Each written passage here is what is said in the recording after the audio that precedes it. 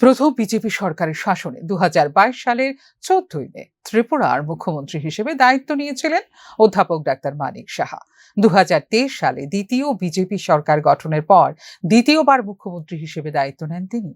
বিজেপির দুই পর্বে ত্রিপুরায় টানা 4 বছর যাবৎ মুখ্যমন্ত্রী দায়িত্বভার পালন করছেন অধ্যাপক ডাক্তার মানিক সাহা।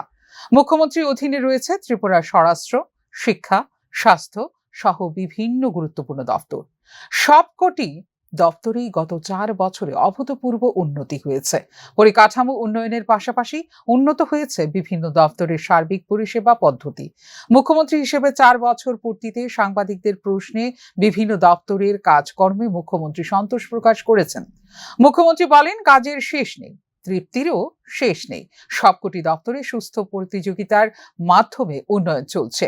স্বাস্থ্য ক্ষেত্রে বিশেষ উন্নতি হয়েছে শিক্ষা এবং স্বরাষ্ট্র দপ্তর সহ ক্রীড়া ক্ষেত্রে। সরকার স্বচ্ছতা বজায় রেখে কাজ করছে। সব ক্ষেত্রে 100% সাফল্য না আসলেও কাজ অব্যাহত রয়েছে বলে দাবি করেন মুখ্যমন্ত্রী।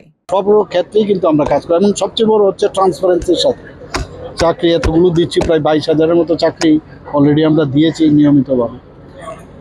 আর তাদেরকে সাহায্য করার জন্য বিভিন্নভাবে যে আমরা যে চাকরি দিয়েছি সেটাও কিন্তু কম নয়, প্রায় 20,000-এর উপরে।